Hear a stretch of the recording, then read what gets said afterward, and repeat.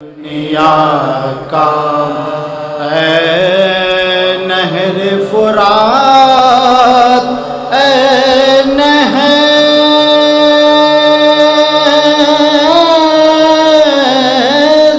فرات، افسوس کر اپنی قسمت پر، نہر فرات، اے نہر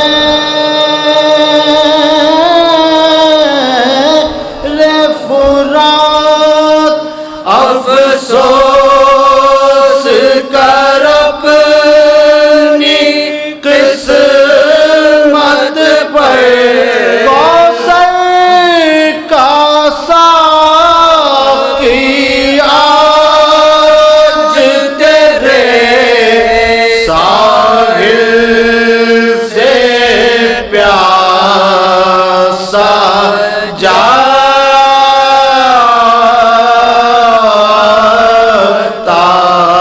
ہے، ایک دور سلامی دنیا کا اے قہر خدا، اس دنیا پر گرتی نہیں کیوں بجلی تیری، اے قہر خدا اس دنیا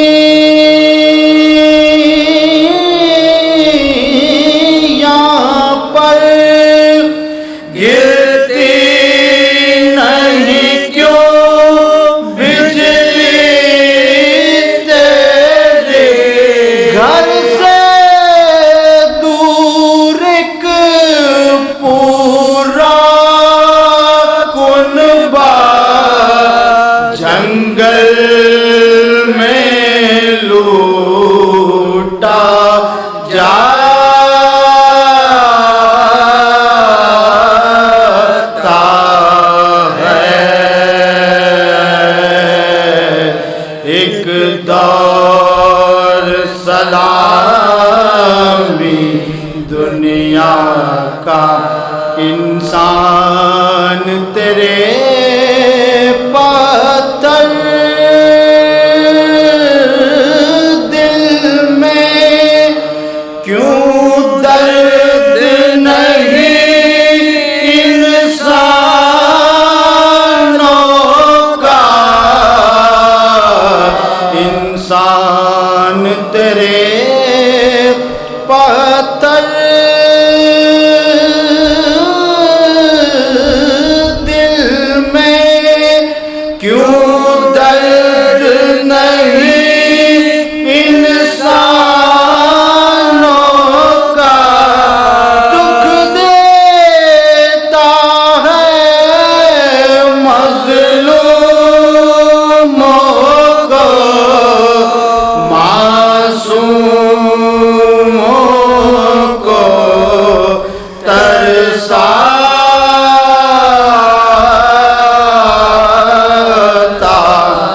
ہے،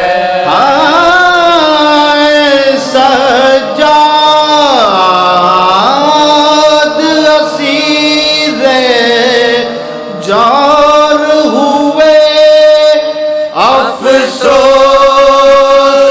کسی نے یہ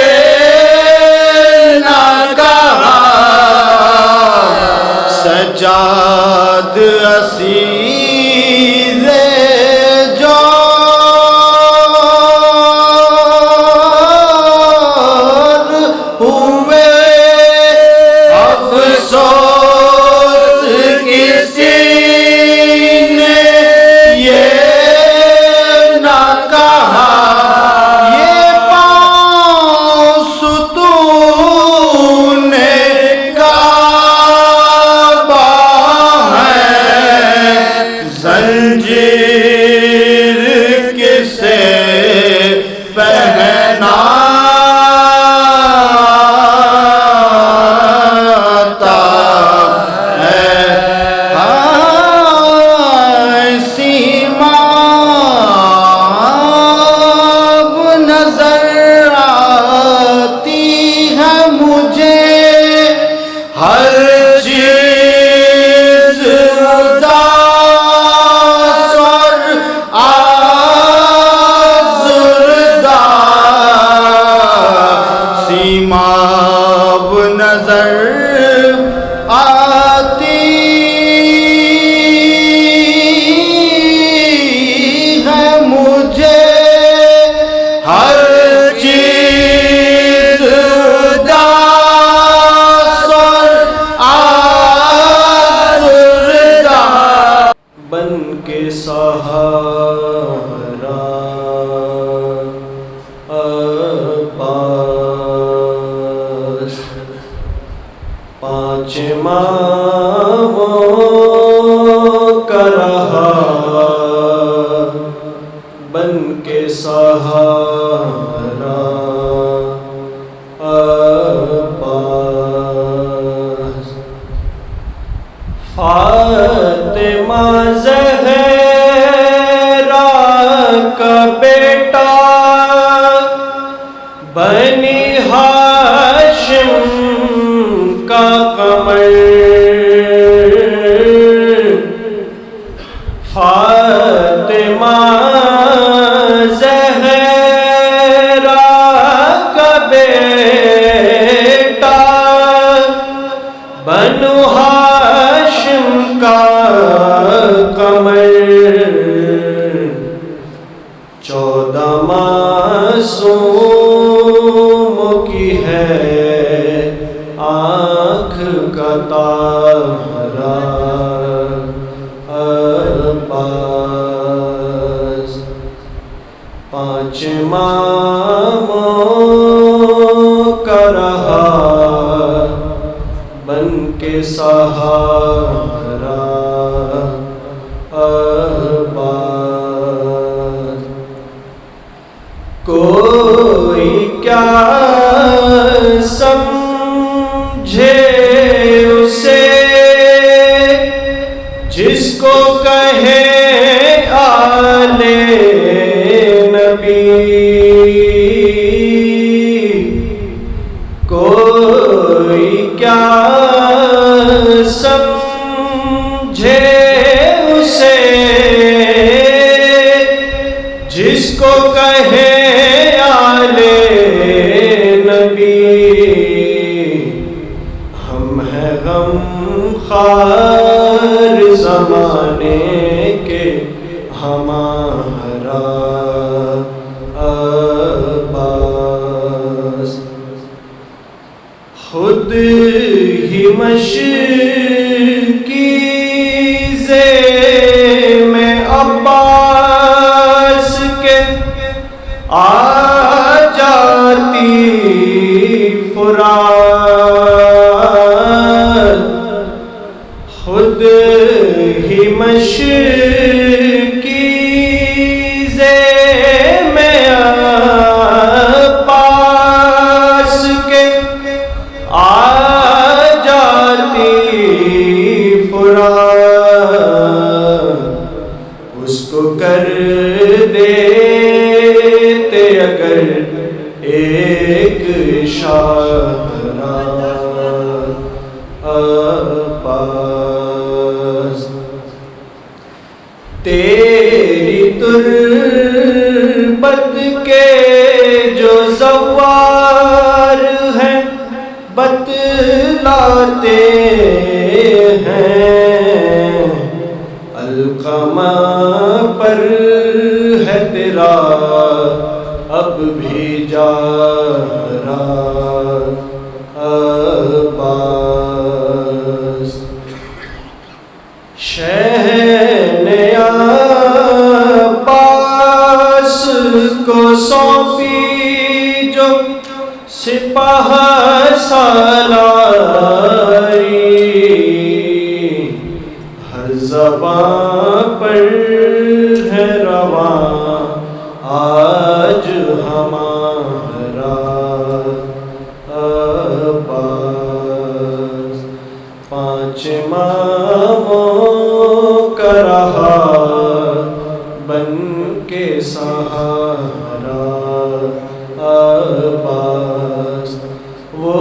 سورہ فاتحہ۔ بسم اللہ الرحمن الرحیم۔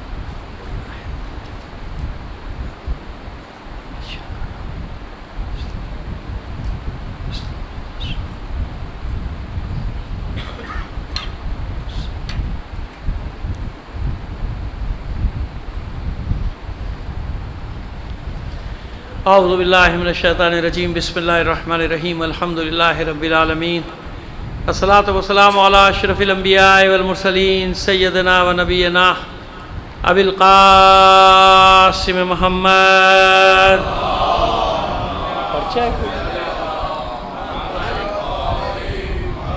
وآلہ الطیبین الطاہرین المعصومین، ولعنۃ اللہ علی اعدائہم مجمعین من الآن الی قیام یوم الدین، اما بعد، فقد قال اللہ تعالی فی کتابہ المبین وہو اصدق القائلین وقولہ الحق۔ بسم اللہ الرحمن الرحیم، وفضل اللہ المجاہدین علی القائدین اجرا عظیما۔ صلوات بھیج دیجیے محمد علی محمد پر۔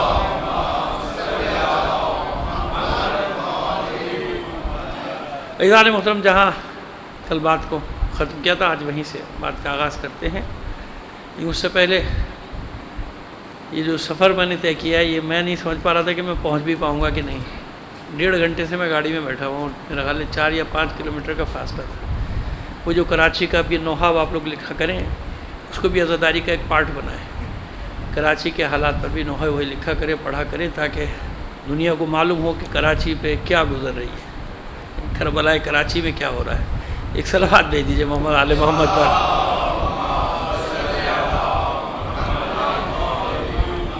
خیر جناب، کل ہم نے آپ کی خدمت میں عرض کیا تھا کہ صبح ان تمام نے، بنی حسن نے، یا یوں کہیے کہ آل ابی طالب نے اپنے حامیوں کے ساتھ مسجد میں ان کا داخلہ ہوا۔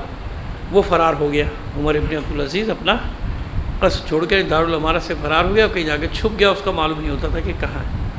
جب یہ پہنچے، انہیں نے اذان دلوائی، حی علی خیر العمل۔ یہ اذان اور یہ نماز پہلی بار مسجد نبوی میں ہوئی شیعوں کی، یعنی مولا عارفان کا وہ وقت، کیونکہ اس کے بعد تو آپ بھی کوفے چلے گئے تھے نا، مولا عارفان کے بعد یہ پہلی بار ہے۔ ایسا ہوا کہ اہل بیت کے مسلک کے مطابق، یعنی تشیع الدین، اس کے مطابق حی علی خیر العمل کے ساتھ اذان ہوئی، تو مدینے والے چونکے۔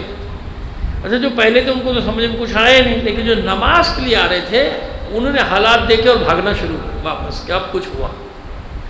2-3 دستوں میں بٹ گئے تھے نا، میں نے عرض کیا تھا۔ جو واپس گئے ان میں 2-3 تھے، کچھ مشورہ کرنے گئے، کچھ کہ بھائی ذرا سوچ سمجھ کے تیاری سے آئیں، کیا مسئلہ ہے۔ کچھ عباسیوں کے حامی تھے، وہ بھی چلے گئے کہ بھائی یہ لوگ آگے مسجد میں، انہوں نے قبضہ کر لیا، مسجد میں بیٹھ گئے۔ اس کے بعد پھر نماز کے بعد لوگ آنا شروع ہوئے، جو عباسیوں کے مخالفین تھے نا، وہ جبر و ستم تو سب پہ ہو رہا تھا، سب پہ تو وہ سب آئے۔ تو جب یہ نماز پڑھائی، حسین ابن علی شہید فق نے نماز پڑھائی، نماز کے بعد پھر آپ نے خطبہ دیا۔ اس خطبے میں اب لوگ آنا شروع ہوئے، جو حامی تھے وہ پھر دوبارہ سے آنا شروع ہوئے کہ نہیں بھائی مسئلہ یہ ہے کہ ساتھ دینا ہے، بیعت دینا، کیونکہ تنگ تو تھے، آزادی تو چاہتے تھے، بنی عباس کے مظالم سے آزادی تو چاہتے تھے تو لوگوں کے دل میں تو خواہش ہوتی ہے نا کہ ہم آزاد ہوں۔ اب وہ عملی طور پہ کچھ کر سکے نہ کر سکے، لیکن چاہتے تو سب یہ ہے نا، کہتے نا کہ وہ ایک صلوات بھیجیے محمد علی محمد پر۔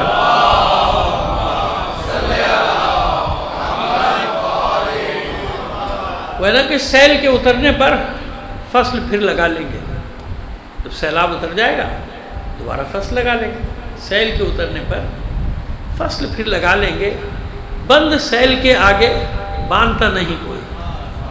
یہ سب ہمیشہ سے یہی حال ہے، اکثر ہوگا، جتنی بھی اکثریت ہے اس کا یہی حال ہے، وہ انتظار کرتے وہ ہو جائے بھی دیکھ جائے۔ میدان میں آنا مشکل کام ہوتا ہے، بند باندھنا یہ ذرا مشکل کام ہوتا ہے۔ یہ کم لوگوں کے حصے میں یا نصیب میں یہ چیز آتی ہے کہ ان کا شمار بند باندھنے والوں میں ہو، انتظار کرنے والوں میں نہ ہو کہ جب یہ مصیبت گزر جائے گی بعد میں دیکھیں گے پھر کیا ہوتا ہے، اس کو دیکھیں گے۔ وہ لوگ آنے شروع ہوئے۔ اب جو انہوں نے خطبہ دیا ممبر رسول پہ بیٹھا، کوئی اہل بیت میں سے کوئی شخص، اب یہ ہجری 169 اور ذیقات کا مہینہ ہے، اور یہ تاریخ ہے غالباً 20 یا 21 ذیقات کی، ہجری 169۔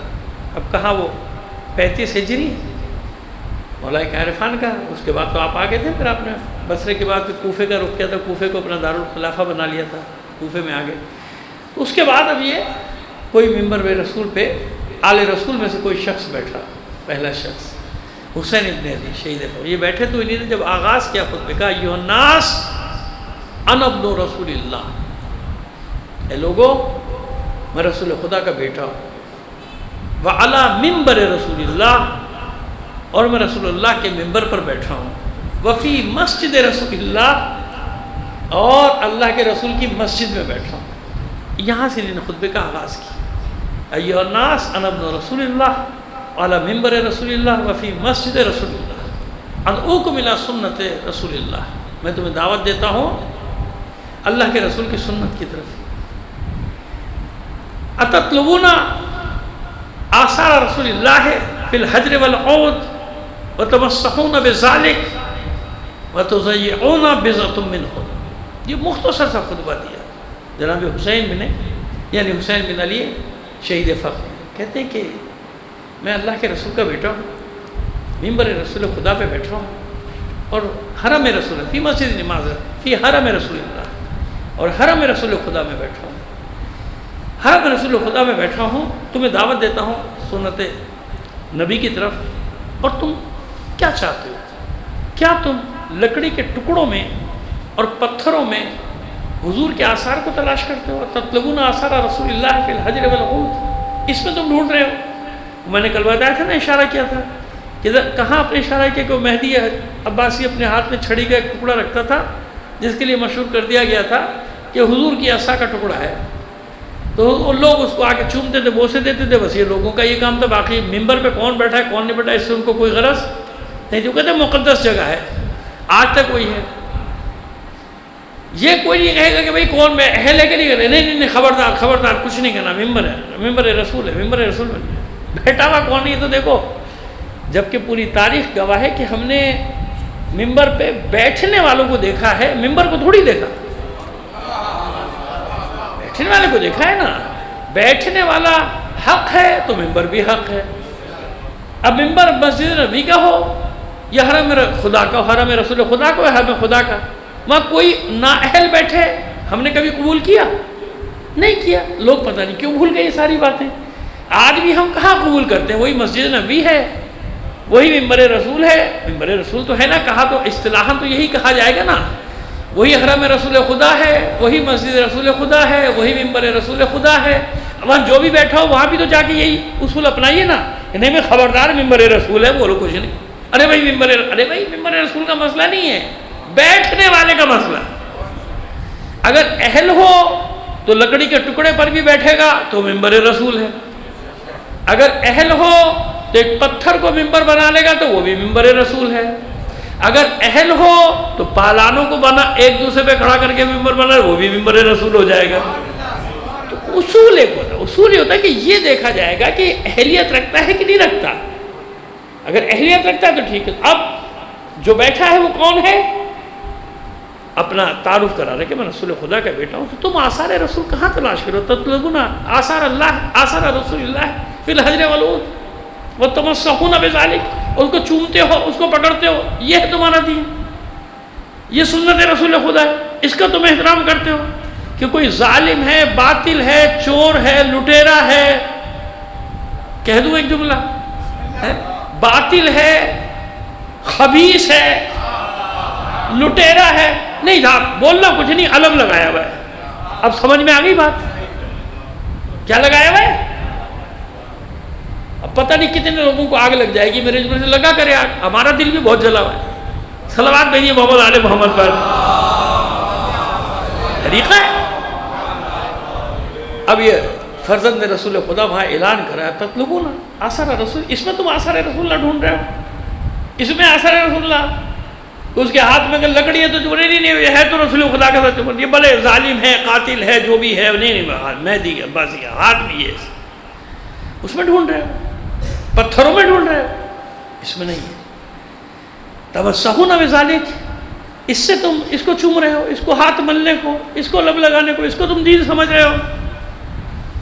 وَيُزَيِّعُونَ بِضْعَةٌ مِّنْهُ، اور جو ان کے جگر کے ٹکڑے ہیں جو ان کے جگر کے ٹکڑے انہیں ضائع کر رہے ہو، یعنی ان کا حق نہیں پہچان رہے، ان کا حق کو ضائع کر رہے ہو، ان سے دشمنی کر رہے ہو، ان سے لڑ رہے ہو، انہیں قتل کر رہے ہو، ان سے جنگیں کر رہے ہو، یہ تم نے سمجھا دین کو، یہ تم نے سمجھا اسلام کو؟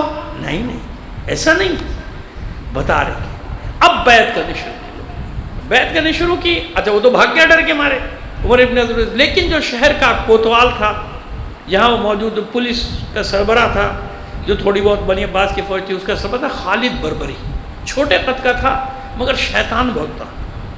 اس نے جمع کر لیا کہ ابھی مجمع کم ہے، ابھی ہم قابو کر لیں گے، دن بڑھتا جائے گا، ان کا لشکر بڑھتا جائے گا، مشکل ہو جائے گی۔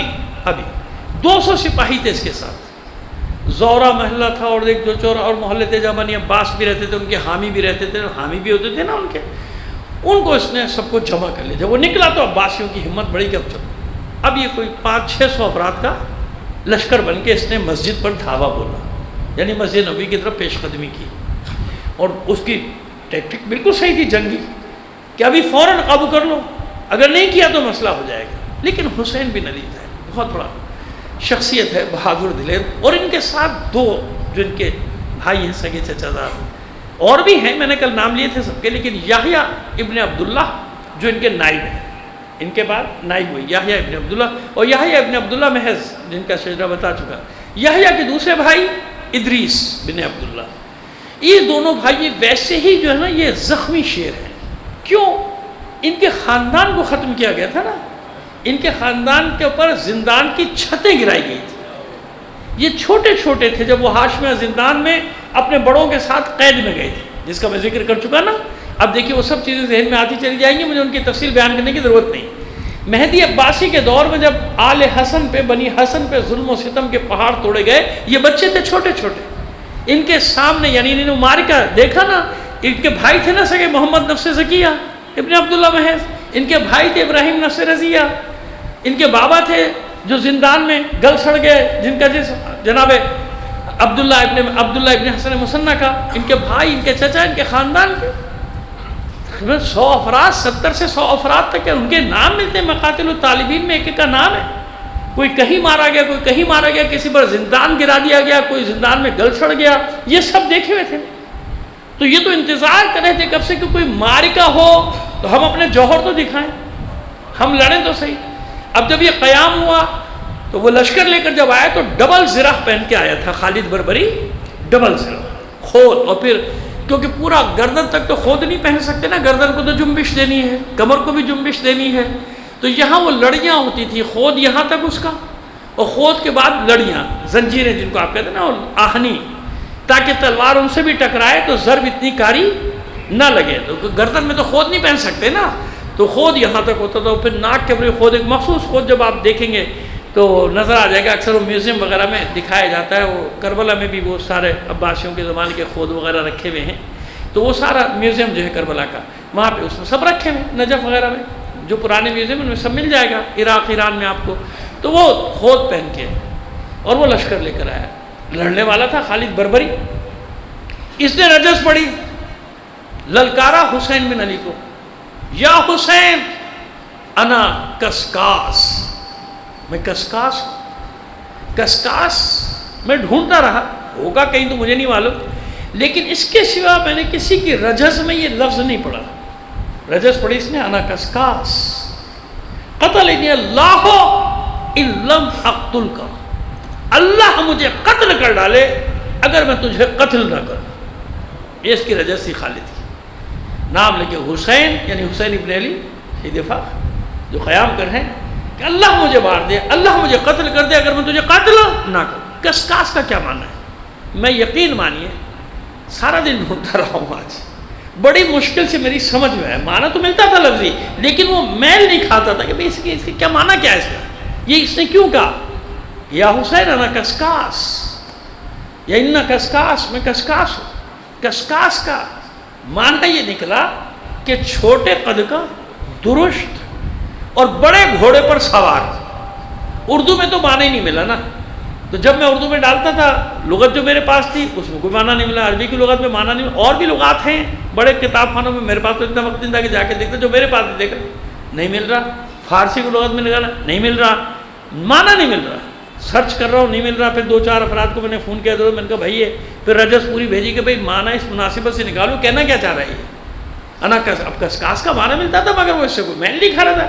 اس نے کہا پھر جناب وہ معنی سرچ کر کے مجھے انہیں نے بھیجا جن کو میں نے پیغام بھیجا تھا. میں نے کہا اس کی مناسبت تو اس نے انا کسکاس میں چھوٹے قد کا بڑے گھوڑے پر سوار ہو کر آیا ہوں.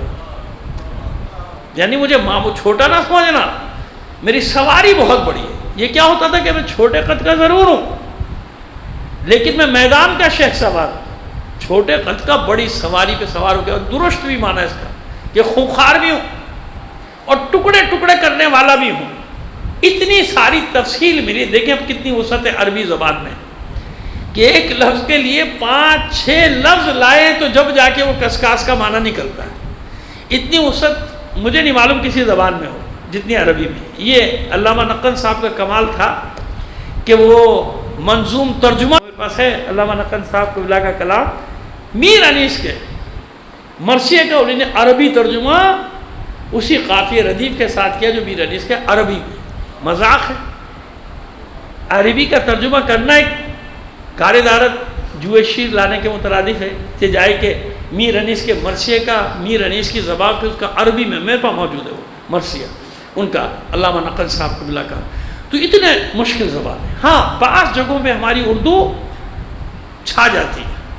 جیسے وہ بھی نقل صاحب نے بیان کیا کہ جب وہ نجف میں تھے وہاں پڑھا رہے تھے. یاد رکھیے گا انہوں نے عربی ادب وہاں جا کے نہیں پڑھایا لکھنؤ سے پڑھ کے گئے تھے. وہ لکھنؤ جس کا مذاق اڑانا بڑا آسان ہے پہلے بھی عرض کر چکا ہوں وہ جناب مادر علمی تھا. کسی زمانے میں اجڑ گیا برباد کر دیا لوگوں نے اس کو برباد ہو. انشاءاللہ امید ہے کہ اب نشد ثانیہ وہ دوبارہ اپنی زندگی حاصل کر رہا ہے. اور قریب وہاں کے ذمہ دار علماء کو میں جانتا ہوں جو کام ڈاکٹر قلب صادق صاحب جیسی شخصیتیں بھی تھیں کہ ان لوگوں نے ایسے کاموں کی بنیاد رکھ دی ہے کہ امید یہ ہے کہ اب دوبارہ ہمارا مادر علمی پھر اسی نہج پر پہنچا جس نہج پر تھا. تو پڑھ کے گئے تھے یہاں سے. جب یہاں سے گئے تھے ظاہر ہے کہ اجتہاد کرنا تو پھر حوض علمیہ کی الگ دنیا ہے نا. نجف تھا تو یہاں سے وہ پڑھ کے گئے. جب 19-20 سال کے سن میں گئے تھے نقل صاحب قبلہ وہاں گئے تھے تو وہاں جا کر انہوں نے عربی پڑھانی شروع کی تھی پڑھنی نہیں. پوری ذمہ داری سے میری بات ریکارڈ ہو رہی ہے. ہندوستان پاکستان سب جگہ جائے گی. جس کو چیلنج کرنا وہ کر لیں. پورا ریکارڈ موجود ہے. وہاں جا کے آپ نے عربی ادب پڑھانا شروع کیا تھا. عربی میں رسالے نکالنے شروع کیے تھے. نقل صاحب وہ علمی شخصیت تھا لیکن آپ کے مطلب کا خطیب نہیں تھا. صلوات بھیجیے محمد آل محمد پر. اس لیے چھوٹا آدمی تھا. اس لیے بہت چھوٹا آدمی تھا. بڑے آدمی کا معیار ہمارے یہاں کچھ اور ہے. تو وہ چیلنج کرتے تھے عربوں کو 2-3 باتوں پہ. ایک ضرب المثل کے طور پہ وہ پیش کرتے تھے اس محاورے کو عربی کے ہاتھ کنگن کو آرسی کیا ہے لاؤ اس کے برابر. یعنی اس کے مفہوم کا کوئی محاورہ. عموماً تو یہ تھا نا کہ عربی مفہوم کے محاوروں کو اردو میں لایا جاتا تھا. عربی میں ہر جو بھی ہے اس کے چیز وہاں عربی میں موجود ملے گی. لیکن کچھ چیزیں اردو کی ایسی تھیں کہ جس میں اردو ہے. یعنی اس نے اپنے آپ کو زبان کی حیثیت سے منوایا. اسی لیے اہل زبان کہلائے. ورنہ گونگا کون ہوتا ہے کہ یہاں پہ دیگر زبانوں والے کے گونگے ان کی زبان نہیں ہے کیا. لیکن اہل زبان اسی لیے کہلائے کہ زبان کے جتنے اتار چڑھاؤ مفاہیم جو بھی ہیں ادبیات وہ ساری کی ساری اردو میں بدرجہ اتم موجود ہیں.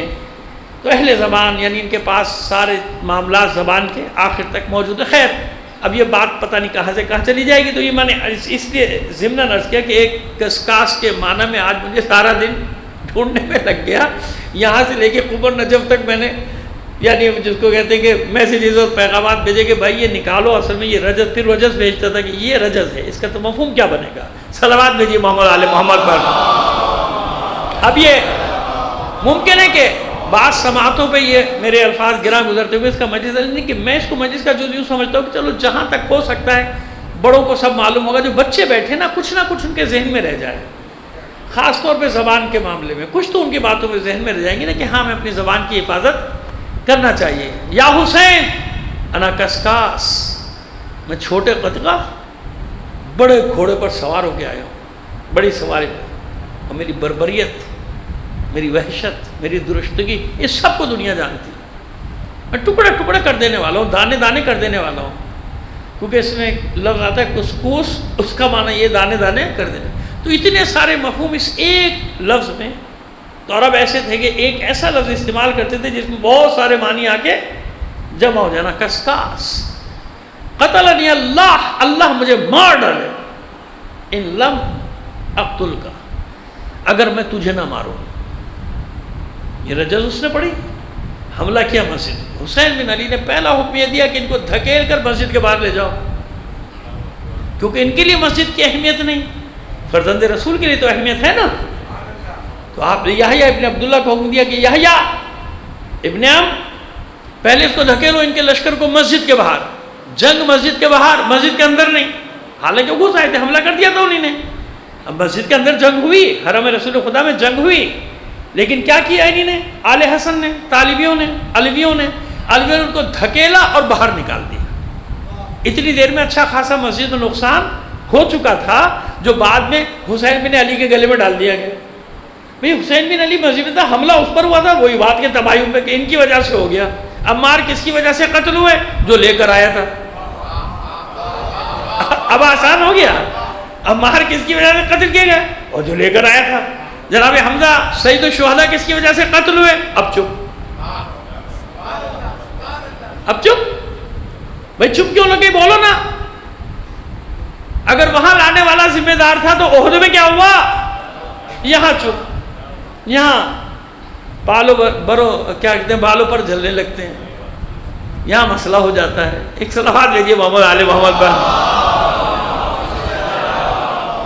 تھوڑا سا ضبط کر لیجیے، آگے تشریف لے آئیے، کیونکہ باہر گیلا ہے فرش، وہ بیٹھتے مجھے اچھا۔ تو یحییٰ ابن عبداللہ نے اس کی رجس کا جواب دیا۔ اب دیکھیے کتنا بڑے، اب اس دن کہتے ہیں، تاریخ نے لکھا کہ اس دن مدینے والوں نے آل حسن کے جنگی جوہر دیکھے۔ اب اتنے عرصے سے گھٹ رہے تھے نا، لڑ کہاں رہے تھے، لڑائی ہوئی نہیں رہی۔ اب وہ سارا غبار، اب یحییٰ ابن عبداللہ وہ جس کی نظروں میں اپنے بھائیوں کی لاشیں، اپنے باپ کی، اپنے چچا کے، خاندان کے 100 افراد کی شہادتیں دیکھ چکا ہے، اور اسی طرح ان کا بھائی ادریس، انہی نے آگے بڑھ کر اس کو جواب دیا کہ میں تیرے مقابلے کو، حسین تک تو بعد میں پہنچے گا، یعنی حسین بن علی کو للکا کہ وہاں تک بعد میں پہنچے گا، پہلے مجھ سے مقابلہ کر، میں حسن کا لال، میں علی کا لال۔ آج مدینہ دیکھے گا کہ ہم جنگ کرتے ہیں تو کیسے جنگ کرتے ہیں، شیروں کے دل لرز جاتے ہیں۔ یہ نہیں کہا کہ میں شیر ہوں، کہ ہم وہ ہیں جب جنگ کرتے ہیں تو شیروں کے دل لرز جاتے ہیں، اور جب حملہ کیا تو ظاہر ہے کہ اولاد علی ہے، حسن کی اولاد ہے۔ میں نے پورا منظر بتا دیا کہ خود پہنے ہوئے لوہے کا، صرف یہ گردن کی جگہ خالی ہے نا، کیونکہ گردن کو موو کرنا ہے، ناک پر بھی خود کا حصہ آ رہا ہے، یہ پورا لوہے کا، ڈبل زرہ پہنے ہوئے، ڈبل زرہ، 2 زرہ، کہاں سے تلوار وار؟ حسن کے لال نے، یحییٰ ابن عبداللہ نے ایسا اس کو وار کیا تھا کہ گردن کے نیچے سے، کہ گردن سے تلوار لگی تھی اور مغز میں گھس گئی تھی۔ یہ وار کرنا بتاتا تھا کہ کتنا ماہر ہے اس فن کا، فن شمشیر زنی کا، اور صرف اندر تلوار نہیں گئی، اس کی آنکھ کا ڈھیلا نکل کے باہر گر پڑا۔ اس جگہ پہ وار کیا جہاں وار کرنا ایک جنگ کے میدان میں مشکل، لڑیاں ہوتی ہیں وہاں سے ٹکراتا کچھ کرتا، لیکن نہیں، کیونکہ آج تو دکھانا تھا نا کہ وہ لکھا ہے نا مورخین کہ اس دن لوگوں نے علی کے حسن کے بیٹوں کے جوہر دیکھے۔ جب جب موقع ملا وہ ایک الزام کہ حسن نے معاذ اللہ جنگ نہیں تھی ذہن میں، جنگ کے میدان سے کترا رہے تھے، جنگ نہ ہو، تو آج تک اولاد حسن ثبوت دے رہی ہے کہ ہم کس کی اولاد ہیں۔ میں نے مثال دے دی تھی نا تباہی سادات کی، آج تک قیام کی حالت میں سارے کے سارے، اور بھی آل حسین بھی سب قیام کی حالت میں، لیکن اولاد حسن ایک وقت کے لیے بھی کوئی زمانہ ایسا نہیں گزرا جب یہ باطل کے مقابلے پہ نہ نکلے ہوں، جب یہ لڑے نہ، تو وار کیا اس کی گردن پہ، یہاں سے مارا اس کو، ایسے کراس کا تلوار کا وار کیا کہ اس کے مغز تک گھسا، اس کا ڈھیلا نکل گیا۔ تو وہ اس کی سمجھ میں کچھ ابھی جان باقی تھی، ایسے ہوا میں تلوار چلا رہا تھا، تو انہیں نے چھوڑ دیا۔ تو ان کے بھائی ادریس نے دیکھا کہ نہیں ابھی یہ تلوار ہوا میں چلا رہا ہے، نظر تو کچھ آتے، پھر انہوں نے جا کے اس کی کمر پہ جو جگہ خالی تھی نا، اب ظاہر ہے زرا تو یہاں تک، کیونکہ وہاں اس کے وار کیا تھا، اس کے 2 ٹکڑے کیے۔ اچھا جب وہ مرا تو ہمت ٹوٹ گئی، لیکن گچھ گئے تھے نا لشکر دونوں، تو آخر 2-3 گھنٹے کی لڑائی کے بعد میدان خواب، عباسی بھاگ گئے، فرار ہو گئے، اپنی لاشیں زخمی چھوڑ کے وہ سب فرار ہو گئے، نکل گئے وہاں سے، سوراخوں میں گھس گئے کہ اب اپنے حامیوں کو جمع کریں گے پھر آئیں گے۔ یہ پہلا معرکہ تھا حسین بن فخر جیت۔ اب اس جیت کے بعد باقی جو مدینے کے لوگ تھے انہوں نے کہا بھائی اب چلو، اب پھر بیعت کرو، اب تو یہ جیت رہے ہیں بھائی، جو جیت رہا ہے اس کے ساتھ ایک پارٹی ایسی ہوتی ہے نا، وہ کیا ہوتی ہے، کس کے ساتھ ہوتی ہے، جو بھی جیتے گا ہم، آپ کو اٹھ کے بھائی جو جیتے گا ہم اس کے ساتھ، ہے نا۔ تو وہاں بھی ہر زمانے میں ایسی پارٹی تھی، تو وہ چلے گئے تھے نا، جو ان میں سے آدھے واپس آ گئے بھائی یہ جیت گئے، ان کے ساتھ کچھ ہو جاتے کہ بھائی کل پتہ نہیں کیا ہوگا، ابھی گھروں میں بیٹھے رہو۔ دوسرا دن ہوا، عباسیوں نے اپنی طاقت جمع کی، عباسیوں نے طاقت جمع کی، پھر حملہ کیا۔ اب پہلے ہی مسجد کے باہر مورچے لگا لیے تھے نا حسین بن علی کے ساتھیوں نے کہ مسجد کے اندر ان کو نہیں آنے دینا، کیونکہ مسجد میں اچھا خاصا نقصان ہو گیا، بے حرمتی ہو گئی، جس کا مورخین نے الزام کس پہ ڈالا، حسین بن علی پہ، ان کے ساتھ ان کی وجہ سے بے حرمتی ہوئی، ان کی وجہ سے پردے پھٹے، ان کی وجہ سے خون بہا، ان کی وجہ سے کیا مطلب، حملہ آور وہ ہے کہ یہ ہے، انہیں تو مسجد سے باہر دھکیلا۔ دوسرے دن جنگ ہوئی ظہر تک، اور اس کے بعد پھر وہ پراگندہ شکست ہو گئی۔ لیکن اس اسنا میں ایک عباسی سردار پہنچ گیا، مبارک ترکی، بہت بڑا سردار، یہ پہنچ گیا۔ اصل میں یہ یہاں نہیں آیا تھا جنگ کرنے، یہ جا رہا تھا مکے، تو پہلے مدینے آیا، اس کے ساتھ بھی اچھا خاصے اس کے 200-400 سپاہی تھے، کیونکہ بہت بڑا سردار تھا عباسیوں کا۔ یہ جب یہاں پہنچا تو عباسیوں کو حوصلہ مل گیا کہ ایک بڑا سردار ہماری مدد کو آ گیا، لیکن وہ بڑا کائیاں تھا، بہت ہوشیار تھا۔ اس نے کہا بھائی پہلے حالات دیکھو۔ خیر وہ آ تو گیا، ان کے حوصلے بھی بڑھ گئے، سب عباسی بنی عباس، ان کے سپاہی، ان کے ہوا خار جو ان کے آمد، وہ سب جمع ہو گئے کہ اب ان کا حوصلہ بڑھ گیا کہ یہ آ گیا مبارک ترکی۔ تیسرا دن جب ہوا، پھر عباسیوں نے حملہ کیا، پھر ظہر تک ان کو شکست ہوئی، 3 حملوں میں ان کو شکست ہوئی۔ اس شکست کو دیکھا مبارک ترکی نے اور سمجھ گیا کہ ان سے لڑا نہیں جا سکتا علیوں سے، یہ جس جوش کے عالم میں لڑ رہے ہیں، مدینہ پورا ان کے تصرف میں، اپنی بے عزتی نہ کراؤ، کیونکہ یہ اپنے آپ کو بہت بڑا سالار سمجھتا تھا۔ تو اس نے مورخین کے مطابق بتا رہا ہوں اصل واقعہ، واللہ عالم بالصواب، وہ بھاگ تو گیا تھا وہاں سے، کیوں بھاگا؟ مورخین نے جو لکھا وہ یہ لکھا کہ اس نے رات جب ہوئی تو حسین بن علی کو پیغام بھیجا کہ میں آپ سے لڑنا نہیں چاہتا، میری آپ کی کوئی دشمنی نہیں، اور میرے دل میں آپ کا احترام ہے، آپ آل رسول ہیں، میں آپ سے جنگ کرنا نہیں چاہتا، لیکن ایسے چلا جاؤں گا تو وہ بھی میرے لیے مسئلہ ہے، میدان چھوڑ کر آپ یوں کیجئے کہ رات کو کچھ سپاہیوں کے ذریعے سے حملہ کرا دیجئے، خود دعوت دی، صبح ہونے سے پہلے حملہ کرا دیجئے، میرے ہاتھ بہانہ آ جائے گا، میں نکل جاؤں گا، میں مکے جا رہا ہوں، میں آپ سے لڑنے نہیں آیا، اور میں بھی جانتا ہوں کہ آپ کا قصد بھی مجھ سے لڑائی کا نہیں ہے۔ اب لوگوں نے اس بنا پہ کہہ دیا مورخین نے کہ اس کے دل میں اہل بیت کی محبت تھی، یہ تھا وہ تھا، کچھ نہیں تھا، کیونکہ فخ میں یہ قاتلوں میں شامل تھا، کیونکہ مکہ چلا گیا تھا نا، وہاں تو پھر عباسیوں کا بہت بڑا لشکر تھا، جو بتائیں گے انشاءاللہ کل پرسوں تک پہنچیں گے آپ وہاں تک، تو وہ الگ بات ہے۔ لیکن ابھی یہ جان چھڑانا چاہ رہا تھا کہ یہ مجھے بھی مروا دیں گے، کیونکہ ان سے لڑا نہیں جا سکتا، اس وقت پورا مدینہ ان کے ساتھ ہے، مدینہ کی آبادی بھی ان کے ساتھ ہے، میں نہیں لڑ سکتا ان سے۔ تو کہتے ہیں کہ ہاں ایسے ہی ہوا، آپ نے ایک دستے کو بھیج کے حملہ کروایا، اس دستے کے حملے کو بہانہ بنا کے کہ بھئی میرے پاس اتنا لشکر نہیں کہ میں ان کا مقابلہ کر سکوں، یہ وہاں سے مبارک ترکی چلا گیا۔ اس کے جانے کے بعد عباسیوں کی کمر ٹوٹ گئی۔ تیسرے دن وہ سرنڈر کر گئے، نکل گئے، اپنے بلوں میں گھس گئے۔ ایک طبقہ ایسا تھا جو 3 دن خوف و ہراس مدینے پر چھایا رہا، وہ گھروں میں گھسا، دروازے بند، بنی اسد کی طرح، واقع کربلا کے وقت گھروں میں گھس گئے تھے، ہمت نہیں تھی لڑنے، تو ایسا کہتے کہ 3 دن یہ خوف و ہراس مدینے میں مسلط تھا، 3 دن بعد آرام ہو۔ اس تیسرے دن پھر حسین بن فخر نے آگے بڑھ کر دارالامارہ پہ قبضہ کیا، کیونکہ تو بھاگ گیا، عمر بن عبدالعزیز پھر بھاگ گیا، وہ پہلے تو آیا تھا ساتھ کہ چلو عباسی آگے لڑیں گے، لیکن انہوں نے کہا نہیں لڑ رہے، بھاگ جاؤ، مکے بھاگ گیا، وہ بھی دارالامارہ پہ قبضہ کیا، بیت المال پہ قبضہ کیا۔ اب ایسے موقع پہ آپ جانتے ہیں کہ کچھ لوگ صرف اس لیے جنگوں میں شامل ہوتے تھے کہ مال غنیمت لوٹا جائے، مال غنیمت لوٹو اور نکلو بیچ سے۔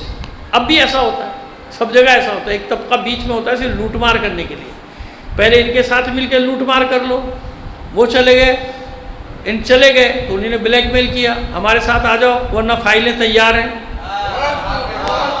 ہے نا۔ یہ سب انہوں نے عباسیوں سے سیکھا، امیوں سے سیکھا کہ کس کو کیسے توڑنا ہے، کیا کیا کرنا ہے۔ ان کو پکڑے فائلیں تیار، ہاں ہم تمہارے ساتھ، ان کے ساتھ لوٹا، ہے نا، یہ سب چل رہا ہے کھیل آپ سے زیادہ. اور دوسرے لوگ جو ان کے مظالم کا شکار تھے، زندان پہ حملہ کیا، زندان پہ قبضہ کیا، قیدیوں کو آزاد کر دیا. اب جب آزاد ہوئے تو وہ بھی ان کے ساتھ شامل ہو گئے کہ ہم پر احسان کیا، ہمیں بھی بدلے لینے بنی عباس سے. یہ 11 دن وہاں پر رہے، 11 دن میں انہوں نے پورے مدینے پر کنٹرول کر لیا. 2-3 جنگیں. اچھا آج میں نے حاشیے زیادہ یوں نہیں لگائے کہ میں دیر سے بیٹھا تھا اور پورا سفر بھی ایسا کر کے آیا تھا جو 5-6 مجلسوں کے برابر تھا. گاڑی میں بیٹھے بیٹھے اعصاب میرے نا جواب دے گیا، وہ جو انرجی تھی نا، وہ جوانی تو ہے نہیں، وہ انرجی مجھ میں نہیں رہی. تو اس لیے بھی میں نے بہت ہلکا ہاتھ رکھا اور بہت ساری مجھے جو باتیں کرنی تھی حاشیے میں، وہ حاشیے والی باتیں میں نے آپ کے سامنے نہیں کی. سیدھا سیدھا واقعہ پڑھا کہ 11 دن میں پورا مدینہ کنٹرول اور مدینہ کے لوگوں کو امن و سکون نصیب ہو گیا. وہ سمجھ گئے کہ نہیں بھائی یہ قتل عام کرنے والی پارٹی نہیں ہے، چاہے مخالف ہو یا کوئی ہو. اعلان کر دیا کہ جو امن و چین سے رہے گا، چاہے وہ بنی عباس کا ہو، چاہے کسی بھی خاندان کا ہو، ہم کسی سے کوئی تعرض نہیں کریں گے. جو فتنہ نہیں کرے گا، جو لوٹ مار نہیں کرے گا، جو بغاوت نہیں کرے گا، جو بیعت نہیں توڑے گا. اچھا حتیٰ کہ اگر کوئی بیعت نہیں کرتا نہ کرے. آل حسن ہے نا، نہ کرے. فتنہ برداشت نہیں ہوگا. لہذا مدینے میں سکون ہو گیا. 11 دن میں پورا نظام حسین بن علی نے سنبھالا. اور وہاں دینار خزائی ان کے ایک سردار تھے، بنی ہاشم نہیں ہیں، آل حسن بھی نہیں ہے، لیکن ہے معتمد جناب حسین بن علی کا، اور معتبر ترین افراد میں سے اس کو والی بنایا. اور پھر مکے کی طرف چلے 300 کا لشکر لے کے.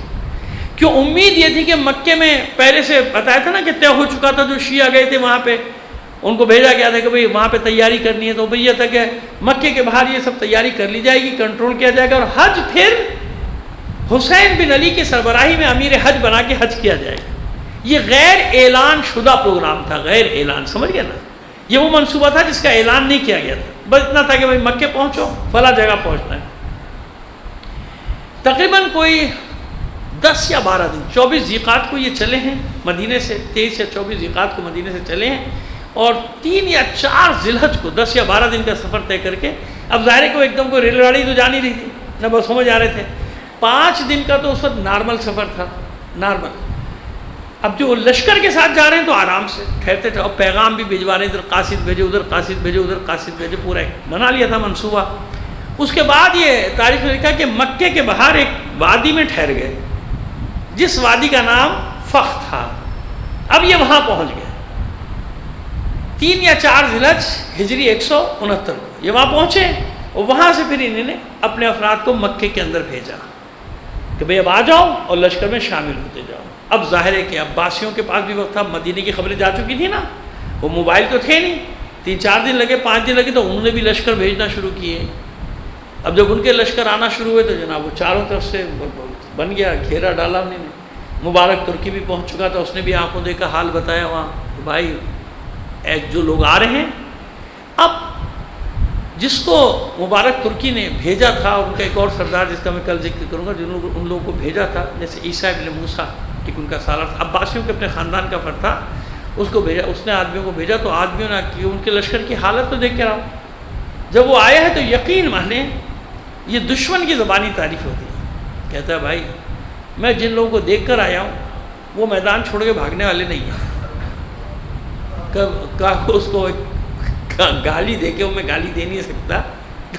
مورخین نے وہ گالی بھی لکھی ہے، گالی دے کے کہا فلاں نے تو یہ جو ہے وہی وہ سمجھ لیجیے کہ آسانی سے کہ جس کی ولادت میں اب جو کہتے ہیں وہ ممبر سے، ہمارے لوگ تو کہہ بھی دیتے ہیں بات، لیکن وہ زشت ہے نا، تلخ ہے، نہیں کہنا چاہیے ایسے الفاظ ممبر سے استعمال نہیں کر. وہ ان سے کٹو کو تو کہتے لکھا ہوا ہے، ہر لکھی ہوئی بات پڑھی تو نہیں جاتی ہے نا، نہیں پڑھی جاتی. اتنی بار سمجھایا ہے، سمجھ بھی نہیں آتا لوگوں کی. ہر لکھا ہوا لفظ لکھنے میں ٹھیک ہے کیونکہ وہ نقل کر رہا ہے نا مورخ لفظ، لیکن بیان کرنے میں بچے بیٹھے ہوتے ہیں، بچیاں بیٹھی ہیں، بہنیں بیٹھی ہیں، مائیں بیٹھی ہیں، آپ کو تمیز نہیں ہے بات کرنے کی. بھائی اس کے مترادف کوئی لفظ لے آئیے نا، اس کا نعم البلاغہ کہہ دیجیے کہ بھائی اصل الفاظ نہیں پڑھ رہا. پڑھنے کے نہیں ہوتے نا ممبر سے، کہنے کے نہیں ہوتے، لیکن وہ پتہ نہیں اب کیا ہو گیا. بیٹھ کے یہاں حلالی اور پتہ نہیں، میں نے صرف حلالی کا، باقی آپ وہ سمجھے کیا کیا ہو رہا ہے ممبر سے. کیا بکواس ہے، کس کو کہہ رہے ہو، کیا کر رہے ہو؟ یہ زبان ہے ممبر کی، یہ ادب ہے ممبر کا. یہ گفتگو کا انداز ہے ممبر کا، اور اہل ممبر بنے بیٹھے ہو، اور سننے والے بھی سن رہے ہیں ماشاءاللہ مزے سے، ان کو مزہ آ رہا ہے. یہ نہیں سوچ رہے کہ بچوں کے ذہنوں میں کیا چیز جا رہی ہے. وہ تہذیب ان کی تہذیب سے آری ہوتے جا رہے ہیں، ادب آداب ختم ہوتے جا رہے ہیں نا. پتہ نہیں کتنی بار یہ رونا روتا ہوں، اور روتے ہی رہوں گا جب تک زندہ ہوں. صلوات بھیجیے محمد آل محمد پر. میں آپ سے بالکل صاف بات کروں کہ میری بھی زبان کو اتنی اچھی نہیں، میں کوئی چیمپئن نہیں ہوں زبان کا.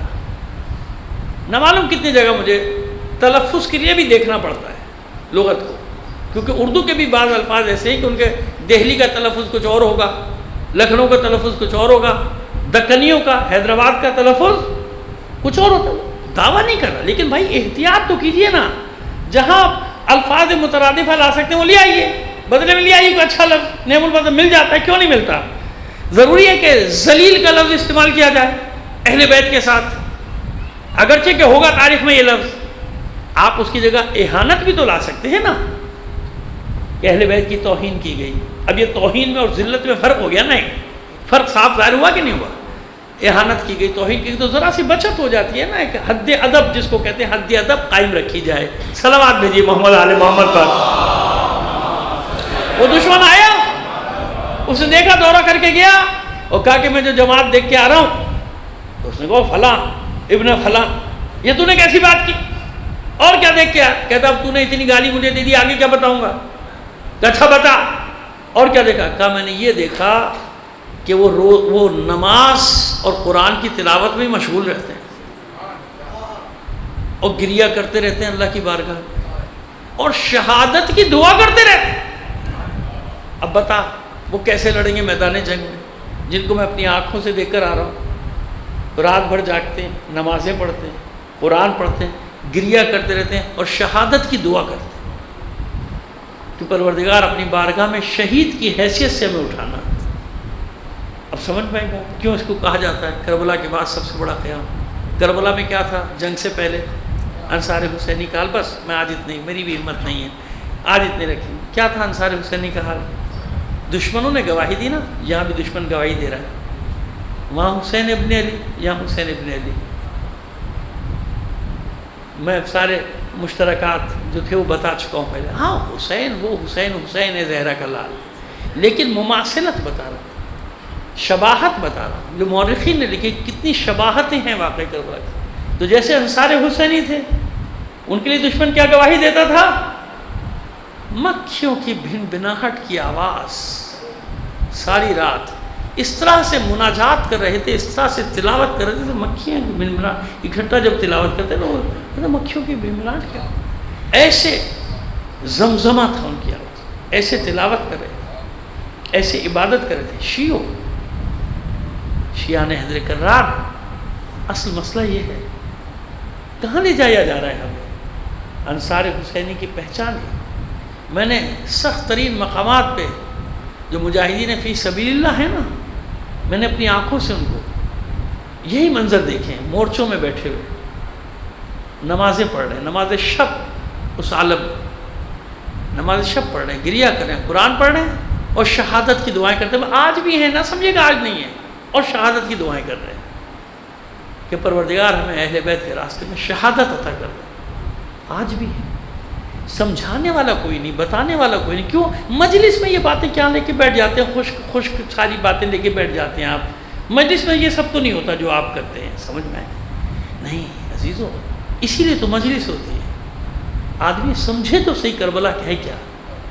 کربلا نہ ہوتی، کربلا فخر نہ ہوتی. وہی ہر زمانے میں انصار حسینی کی صفات یہی ملے گی، اسی صفات. انصار حسینی میں شامل ہی نہیں ہو سکتا جب تک اپنے زمانے کا بہترین عبادت گزار نہ ہو. آپ کے سامنے آپ دیکھ لیجیے، ایک ایک ناصر کو دیکھ لیجیے، ہے کہ نہیں؟ انصار حسینی کا کیا ہے؟ خواتین ہو یا مرد ہو، سب کا ایک ہی حال آپ کو.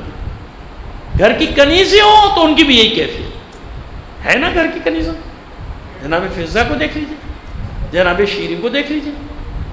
بس آج مجھے وہی مصائب پڑھنے، جناب شیرین سے جو منسوب ہے روایت، وہی پڑھنی ہے آپ کے سامنے. ہر سال 6 یا 7 یا 7ویں مجلس میں پڑھتا ہوں، اور آج میں وہیں تک آپ کو لے آئے. اہل بیت کے گھر میں کنیز یا غلام آ جائے وہ کیا ہے؟ پھر کہیں رہنے کے قابل ہے؟ اس کو تو آزادی بھی قبول نہیں ہوتی. یہی ہوا تھا نا شیریں کے ساتھ. کہ شیریں کو آزاد کر دیا تھا حسین نے نا، بس آپ جائیے آزاد. آپ کو قطع زمین بھی دیں گے، آپ کو زندگی گزارنے کے لیے سامان بھی فراہم کریں گے، آپ آزاد. وہ کنیز کہہ رہی ہے کہ مجھے آزادی نہیں چاہیے، مجھے آپ اپنے قدموں میں رکھیے، میں شہزادیوں کی خدمت کروں گی. کہ نہیں شیریں، مصلحت یہ ہے کہ تجھے آزاد کر دیا جائے. حکم امام ہے، ظاہر اس سے تو ممکن نہیں سرتابی یا سر پیچی، تو اس سے تو ممکن نہیں تھا، لہٰذا کیا کیا جائے؟ کہ اچھا مولا آپ کا حکم ہے نا، میرے امام کا حکم ہے، لیکن میری ایک شرط، یا یوں کہیے ایک بات کہنا چاہتی ہوں، بات آپ مان. کیا چاہتی ہیں؟ بس ایک وعدہ کریں کہ کبھی زندگی میں موقع ملے تو میرے مہمان بن جائیے گا، کبھی موقع ملے تو میرے مہمان بن جائیے گا. چند لمحے سوچا اور فرماتے ہیں مولا جا شیریں، تجھ سے وعدہ رہا تیرا مہمان بن.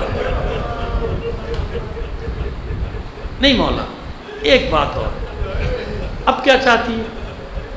کہ مولا آل رسول کے ساتھ، شہزادیوں کے ساتھ مجھ کنیز کی عزت ہو جائے گی. اگر خاندان رسالت میرا مہمان بنے گا، آل رسول میری مہمان بنے گی، میری عزت ہو جائے گی.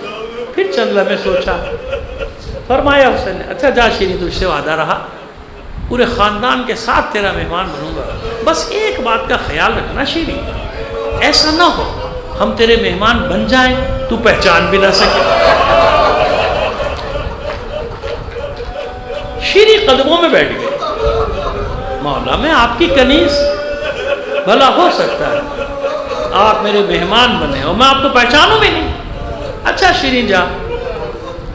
بتا دیا گیا حرم میں کہ شیریں جا رہی ہے، جس کو جو انعام اکرام دینا ہے، خلعت دینی ہے، اس کو دے دیا جائے. تو بی آتی تھی سامان لے کے، جو تحفے تحائف دے دیتے، تو جو طریقہ ہوتا ہے وہ جناب سنت ہے اہل بیت کی، تو وہ ایسے کیسے جانے دیتے. تو لیکن جو بھی انعام و اکرام لاتی تھی اس کے لیے، بخشش کا سامان لاتی تھی، اس میں ایک چادر ضرور لاتی تھی.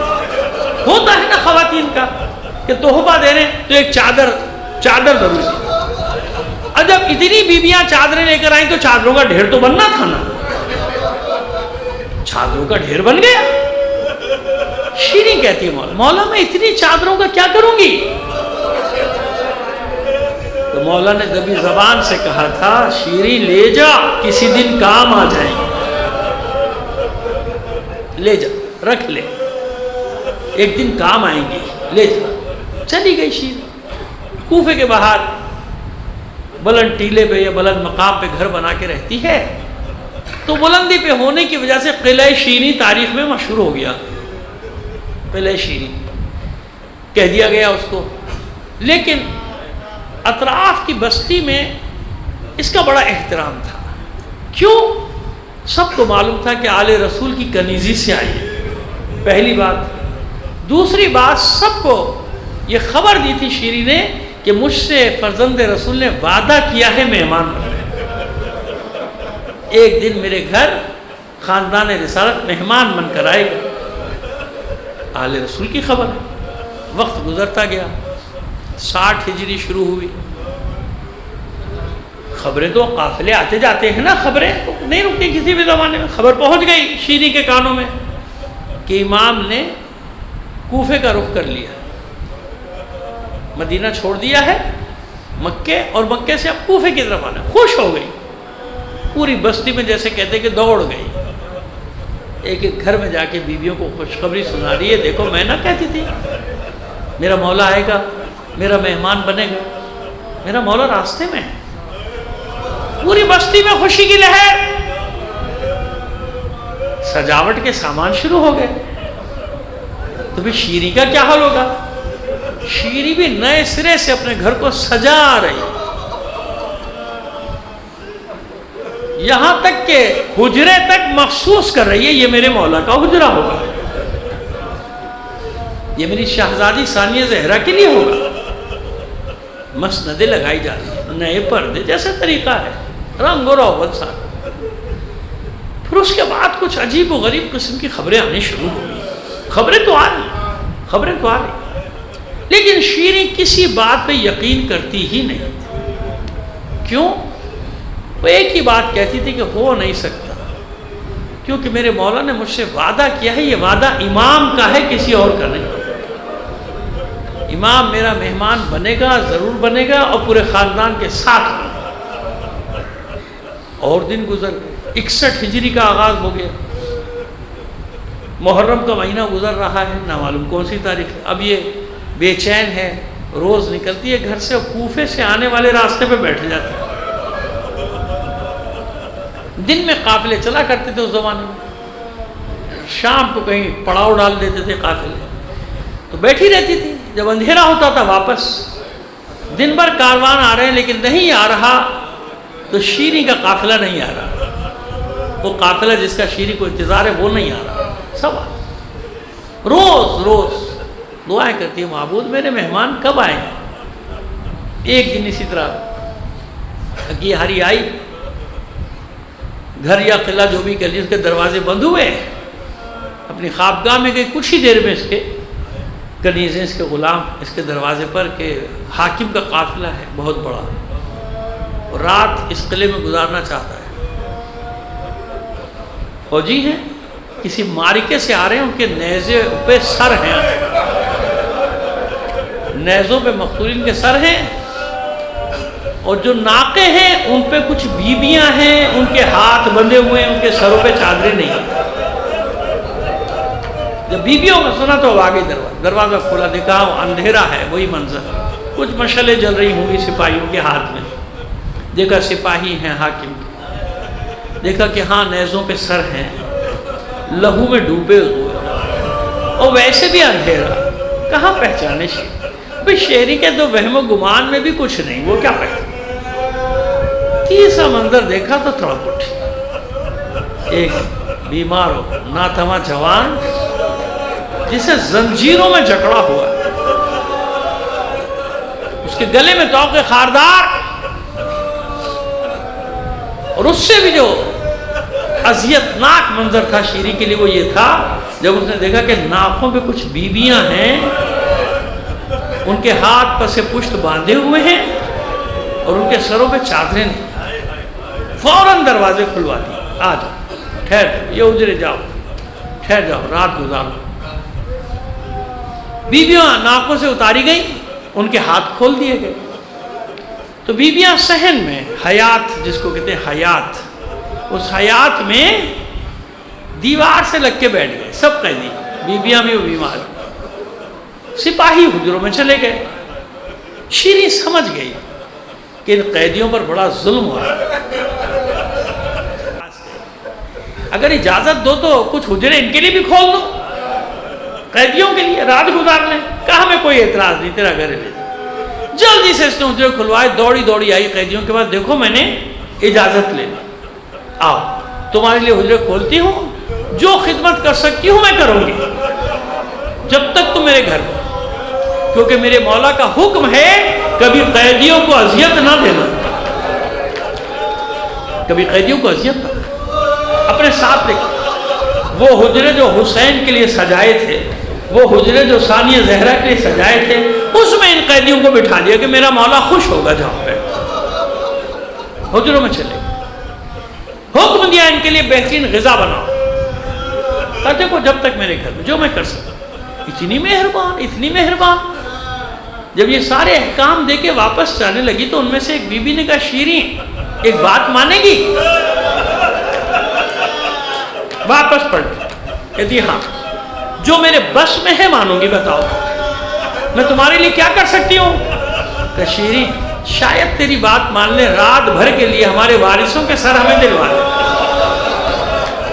اچھا میں بات کرتا، آئی سپاہیوں کے پاس، دیکھو میرا گھر ہے، کہیں نہیں جا سکتا، اگر مناسب سمجھو رات بھر کے لیے نیزے جن پہ سر ہیں دے دو، رات بھر ان کے پاس رہ کیا لے جا، ہمیں کوئی اعتراض نہیں، انہیں کیا دلچسپی، لے جاؤ۔ جلدی سے بلایا اپنے، اٹھاؤ یہ نیزے، پہنچاؤ قیدیوں کے پاس۔ اچھا یہ بھی آ گئی. اب یہ سمجھی تھی کہ جب سر آئیں گے ان کے مقتول ان کے روئیں گے, ماتم کریں گے, پیٹیں گے. کچھ بھی نہیں. حیران ہو گئے کہ اپنے وارثوں کے سر پانے کے باوجود کوئی بیوی روتی نہیں ہے. جب اسی حیرانگی کے عالم میں واپسی کے لیے پلٹی تو پھر اسی بیوی نے آواز دی, شیریں ایک اور بات مانے گی؟ کہا بی بی میں نے عرض کیا نا, میں نے اس سے کہا کہ جو میرے بس میں مانوں گی. کہا دیکھ جب سے یہ قتل کیے گئے ہمیں رونے کی اجازت نہیں ہے. یاد ہے نا جب کوئی بچی روتی تھی رخساروں پہ تماچے, یاد ہے نا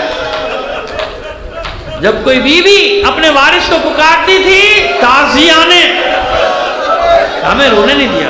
دیکھ تیرا گھر ہے شیریں, ہمیں اتنی اجازت دے دے ہم آہستہ آہستہ رو لیں.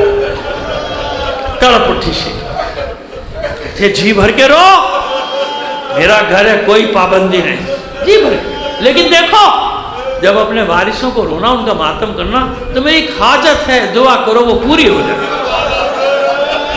اس بی بی نے پھر پوچھا مناسب سمجھے گی تو بتائے گی شیریں کیا حاجت ہے؟ کہا ہاں ہاں کیوں نہیں, میرا مولا حسین راستے میں.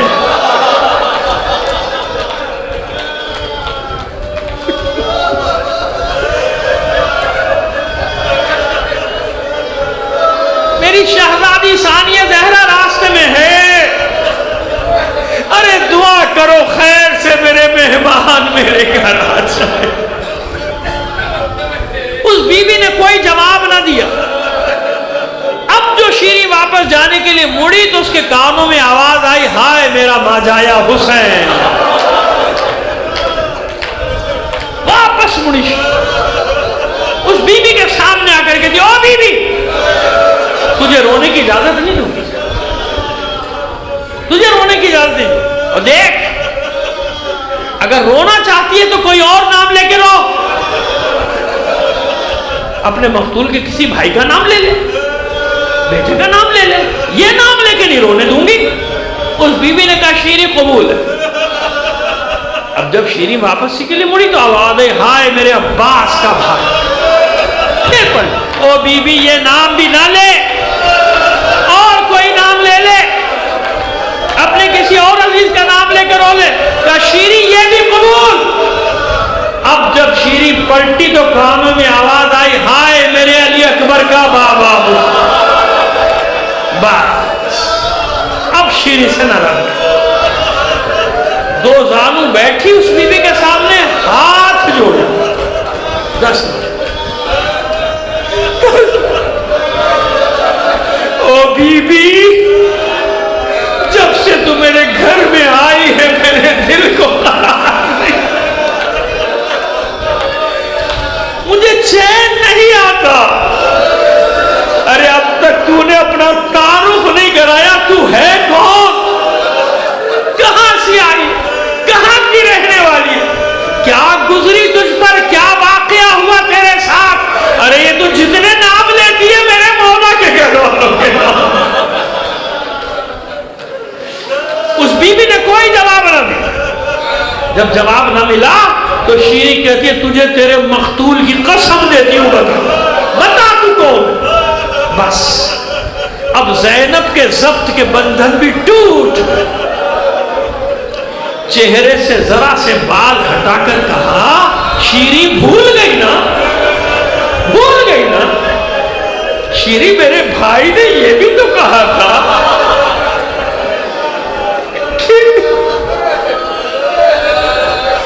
ایسا نہ ہو ہم تیرے مہمان بن جائیں اور تو پہچان نہیں نہ سکے. شیریں پچھاڑے کھانے لگی, وہ پیٹے شہزادی میں یہ کسان میں نہیں.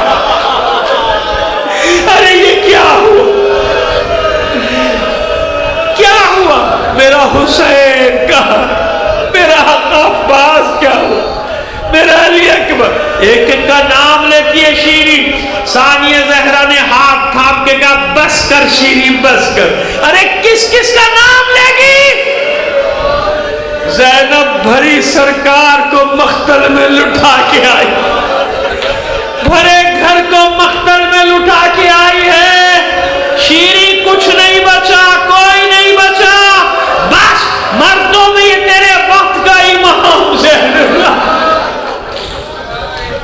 یہ جو زنجیروں سے جکڑا ہوا یہ تیرا امام ہے علی ابن حسین، اور اپنے مولا سے ملے گی، وہ دیکھ وہ جو سب سے بلند نیزے پہ سر ہے وہی تو تیرے مولا کا سر ہے، وہی تو حسین کا سر ہے۔ بس اب شیری کی عجیب حالت، منہ پیٹتی، سینہ پیٹتی، سر پیٹتی جا رہی ہے جانب نیزہ، چلاتی جاتی ہے، اے میرے سید و سردار، اے میرے آقا، اے میرے مولا، خوب وعدہ نبھایا، خوب وعدہ نبھایا، خوب میرے مہمان بنے ہو، خوب مجھے شرف میزبانی بخشا ہے۔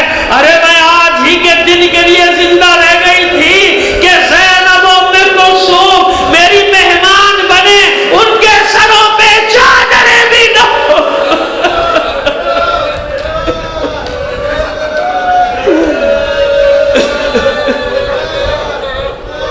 الا لعنت اللہ علی القوم الظالمین وسيعلم الذين ظلموا أي منقلب ينقلبون